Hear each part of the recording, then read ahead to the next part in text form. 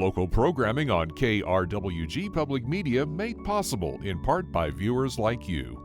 Thank you. This is KRWG Public Media, TV, radio, online, news that matters. Now, across the Mesilla Valley and the borderland, the stories that shape our community.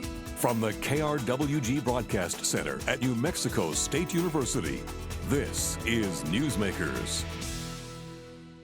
Hello and welcome to Newsmakers. I'm Anthony Moreno. Legislation to allow for paid family and medical leave is being discussed in New Mexico. Lori Martinez, Executive Director with Ngage New Mexico, joins us now to share more about this effort and why she thinks it's needed in the state. Lori, thanks for joining us. Thanks for having me. Let's start off with that. Why do you think this is needed in New Mexico? Sure. Well, I think it's a number of reasons. Coming out of the pandemic, we're in a new reality, and I think employers like Ngage, we also at Ngage, we own a small business, an IT company, and so we're coming at it not only as a nonprofit, but also as business owners. And so, I think as an employer, you have to stay on top of the realities of what's going on in society, and so we need to have workplace environments where our workers are protected, and then also just to create healthy, stable, I think a healthy, stable workforce means that you have to plan for life's inevitabilities. Things can and do happen all the time, and frankly, as an employer, it hurts us when we have turnover. And so when I see things like benefits like paid family medical leave that can help employers like us stay competitive, to me that gives us an edge. So I think it also allows you to show and foster a culture of care and concern for your employees. So in my mind, it's a win-win for your employees, but also for you as an employer, for us as employers. So two of the big bills with this being proposed are House Bill 6, Senate Bill 3, yes, proposing up to 12 weeks of paid time off for employees who request it for serious medical conditions, caring for a family member with serious medical conditions, or welcoming a new child. So this is something that's going to obviously have a big discussion in New Mexico's legislature. We've seen efforts like this in the past, similar efforts that have stirred big debates in the state legislature. Why do you think these specific issues can make such a big difference? Well, what I like about and appreciate about House Bill 6 is that it covers a wide range of things, not only birth and adoption of a child, but also an employee's illness, or if you're the primary caretaker for a family member who's ill. But it's also things like active duty military when they get deployed and they need to go. There's a lot of preparation that needs to happen to get prepared to go overseas or wherever it is you're going to be deployed. It also has safeguards for things like domestic violence or sexual abuse situations. And so there's a range of reasons that are covered for leave, and that allows people to do what they need to do to take care of themselves. But also there's a structure in place so that it's not like calling in sick. There's a structure in place for how employees would get approved for that. And also employers and employees both pay into the system under proposed House Bill 6. Let's talk about how the employees and employers will pay into this. Sure. It's a state managed fund that's being proposed with this. What can you tell us about this proposed fund? How is this going to work? Who's going to be eligible to put in for this? Well, there are exemptions. So essentially, if you're a small business if you're an employer with under 5 employees, you can opt out. But also if you're a business that small and you opt in, as an employer, you actually don't pay into the fund. It's only the employees. And so if you're over that, then it's determined by essentially what your employees are making.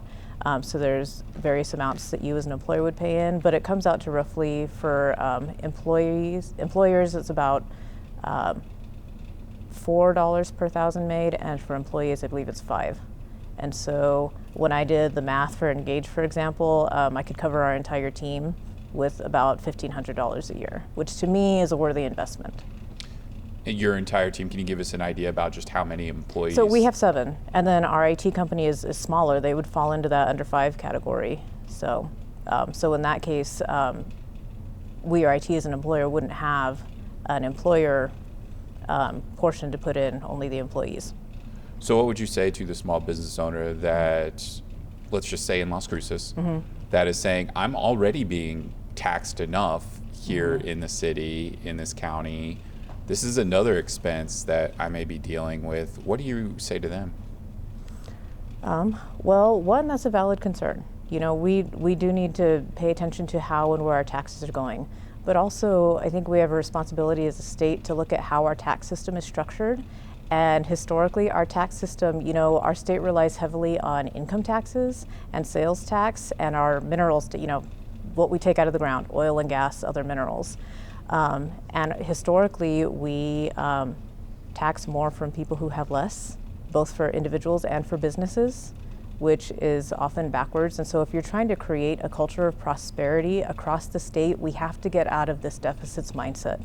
And that means putting in those investments, because the reality is life will happen whether we plan for it or not. And so in one way or another, employers are often hit with turnover or whatever their employees are dealing with. And so in my mind as an employer, this is preventative. This allows you to plan for life's inevitabilities, at least as much as you can. It helps preserve stability in the workforce.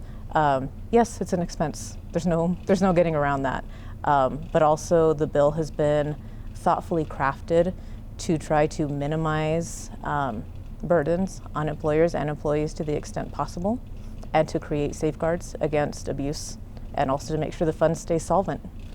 You brought up a couple things there I want to talk with you about. One was, we've heard a lot of employers complain about not being able to recruit and retain employees. How do you think this law can make a difference?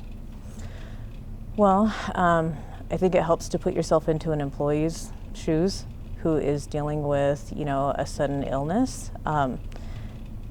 Many families are just one paycheck away from disaster. And so, you know, how do you get out of survival mode? I think policies like this and investments like these are part of how you start to get out of survival mode and build essentially a safety net, you know, which at a bare minimum should be some kind of way to catch people when all the things we don't think of come around. And also things like, you know, having a child or adopting a child. We have a federal law that protects your job, gives you the time off, but isn't paid.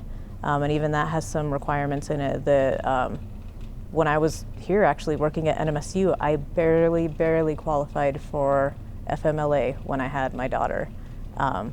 And was fortunate, I had a couple of weeks leave saved up, but I just happened to be lucky, you know? And so that's not the reality for many New Mexicans when we have so many people living in poverty. And so we have to think about the big picture. I'm not sure if that answered your question. I hear what you're saying, and you bring up the issue of poverty. It's no secret to our audience that there are a lot of people in our state living in poverty, living in survival mode with what you say. Can you give us an understanding of just how that living in survival mode kind of impacts us in other areas? Well, you know, I call it and I did not come up with this, but I call it the tyranny of the urgent, where if you are stuck in survival mode, it means you're just looking at today, what happens today. And so if my childcare calls out today, then I have to call in to work. Or if I, you know, get sick and that upsets my employer, then what do I do? Or if I am in a job that's minimum wage and I'm just barely making it month to month, and I have to figure out which bill I don't pay on any given month, you know, that is reality for many of our residents in New Mexico. And so I think it makes sense from a workforce and economic perspective to make sure that we have those safeguards in place, because that protects against kind of the up and downs, right? And so if you have a stable workforce coming to work regularly, then you can predict more what your bottom dollar is going to be, you know? And so Not sure that answered your question either. It gives us an understanding and helps paint the picture. Yeah. I mean, there is some major challenges here in New For Mexico, sure. especially when we're talking about poverty and things that may be associated with it. Yeah. How do you think this can impact a community's health?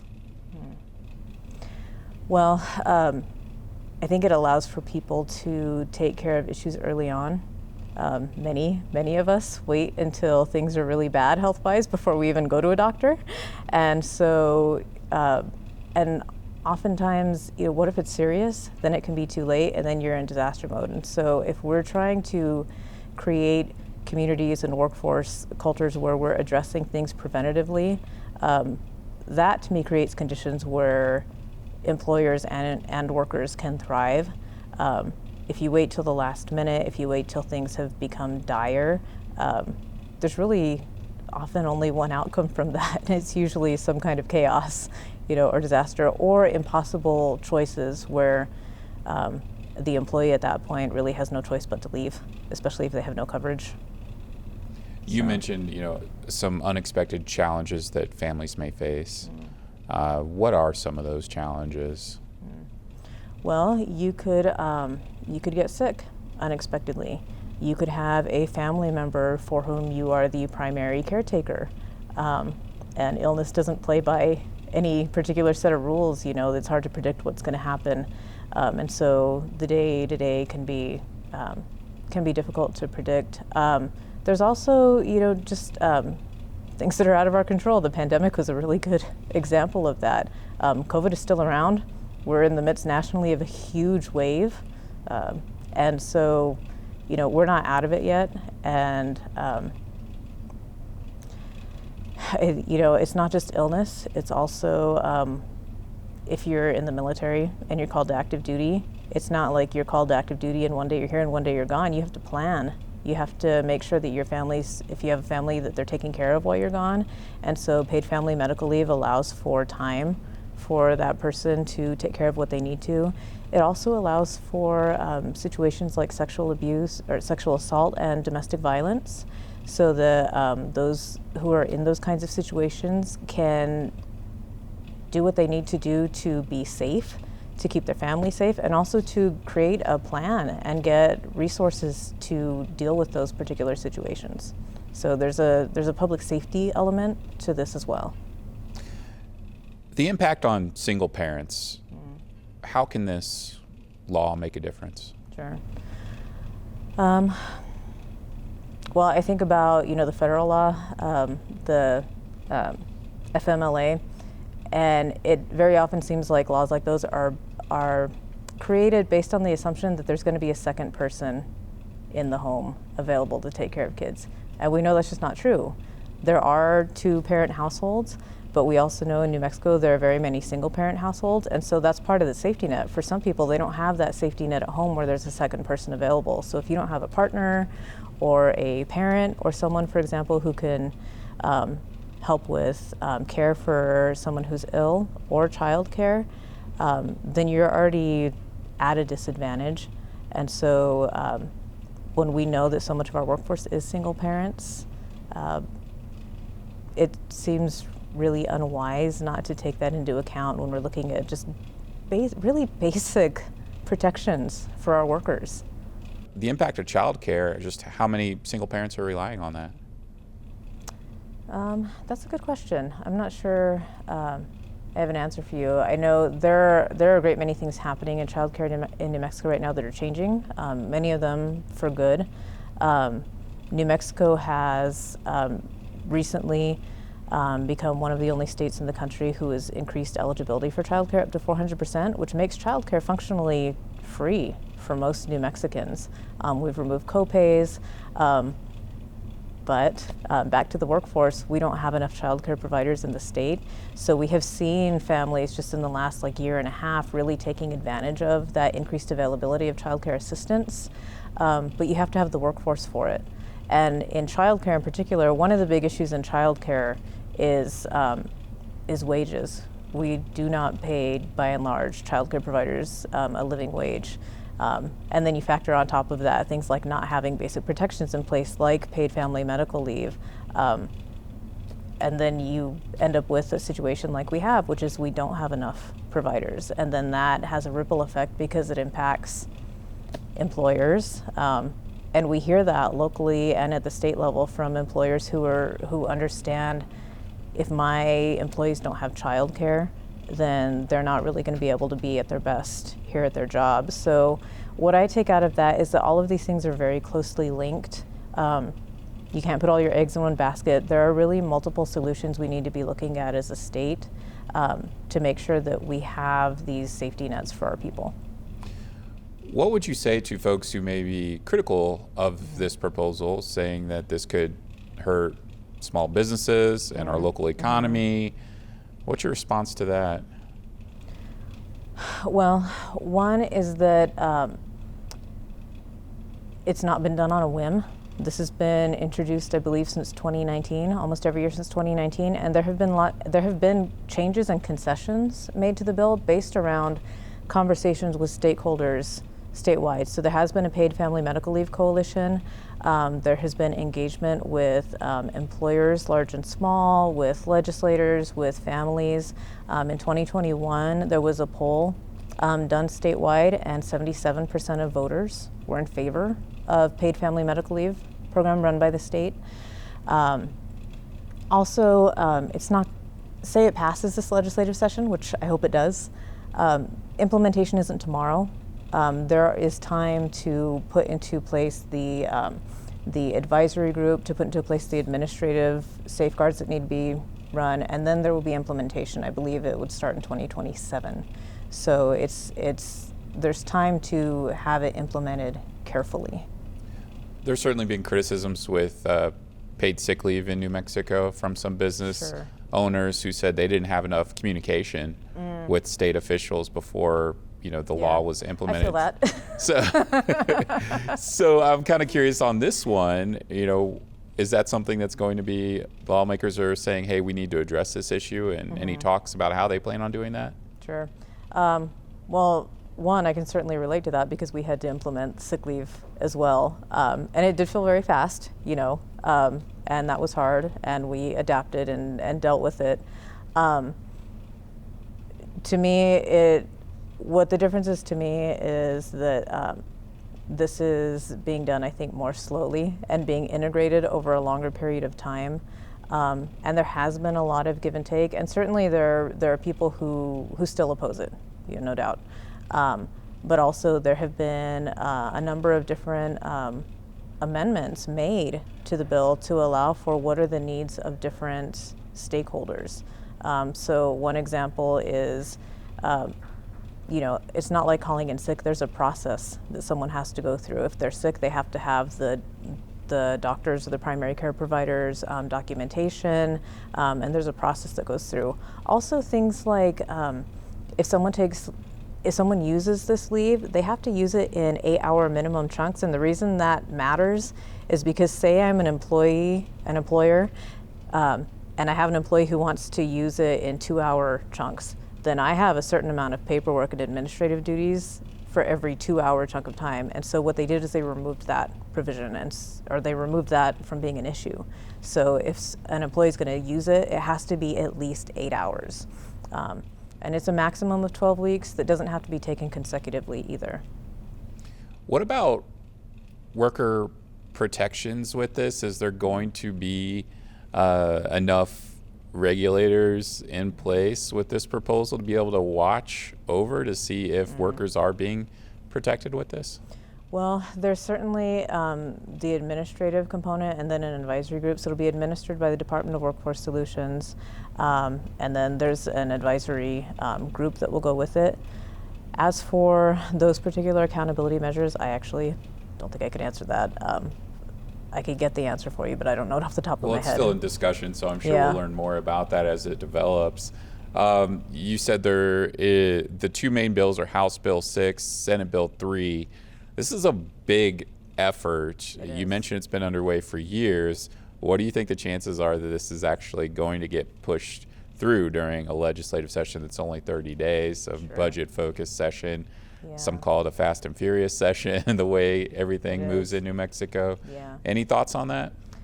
Well, I think it says something that it actually did make it onto the call during a 30-day budget session. The governor knows that this has been a salient issue in New Mexico. People, advocates, stakeholders statewide have been working on it for a number of years, and have done a lot of outreach too, and a lot of it too just to do some education about what people think about the bill, what their thoughts are and feedback, but also to dispel myths that have come about surrounding the bill.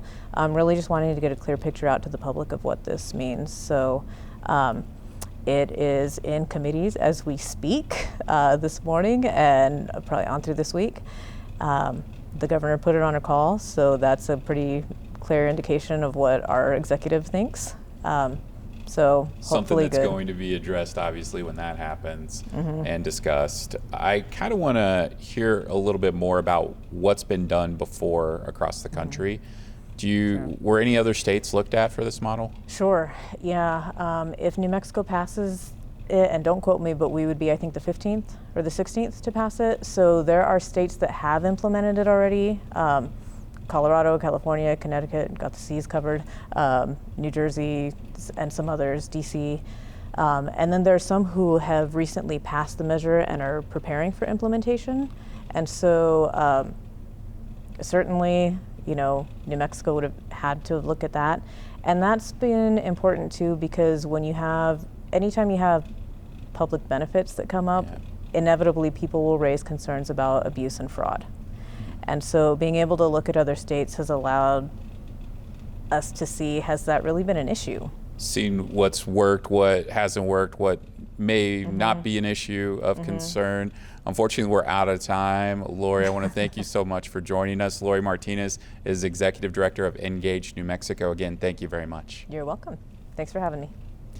Moving on, a program that connects veterans and active duty military members to golf aims to help those who have served our country. Aggie Vision's Christian Crocet shares more on PGA Hope.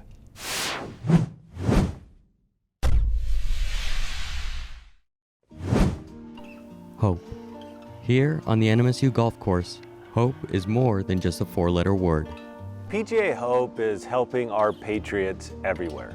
And PGA Hope is our free military and veteran programming at NMSU Golf Course. So really PGA Hope is our community outreach, right? It's bringing military, active, and veterans to our campus. Hey, that ball's on the green. I didn't chunk it, I didn't blade it, I didn't hit it anywhere, I'm gonna go putt. PGA Hope is a 6-week program that meets once a week. It brings veterans and active military together as they learn the skill-building activities of playing golf, which include the long game, chipping, putting, and more. There you go! Woo! I think it gives them a safe place to talk. They know they're around other veterans, and they know if they say something and they feel out of place, but being around a veteran, it's just, you don't feel out of place, you feel comfortable. Perfect. There you go. This safe and comfortable environment not only encourages open dialogue, but also fosters acts of kindness and support. There was a veteran, Terry Taylor. She was using some old clubs. And it was her mom's, some old wooden fairway woods and stuff like that. And at the end of the class, during the graduation dinner, Jason White went up and got a bag of some golf clubs in it, and with a bag, and came in and he gave it to her. And she lit the whole room up. Her smile was just, it was great. You could just tell there's kind of like that gut feeling that she needed it, right? She needed to get out and about. She needed to be around other people, specifically, her veteran community, military community. And to see that engagement, to see that individual, kind of flourish, maybe come out of her shell a little bit, get a little bit more comfortable. Our veterans have gone through a lot, right? We've had out of the 100 or so veterans, they've served in all of our wars, right? They've been out there, and it's real, right? PTSD and all the things that they go through, but seeing it, engaging, being in front of these individuals. But you could tell, and they're always so appreciative, which is kind of mind-blowing to me, because it's like, hey, you served our country, right? Like, this is the least we could do. And if NMSU Golf Course can be a part of that, I think that, obviously fulfills part of the mission of the university. With Aggie Vision, I'm Christian Crocet.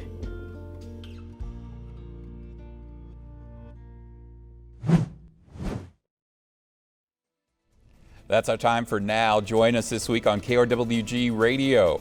Every weekday, it's Morning Edition, 5 to 9, Fresh Air at 11, followed by Here and Now, noon to 2, and All Things Considered, 4 to 7. KRWG News is always online at krwg.org, and we'd like to hear from you. You can always email us with story ideas. The address is feedback@nmsu.edu.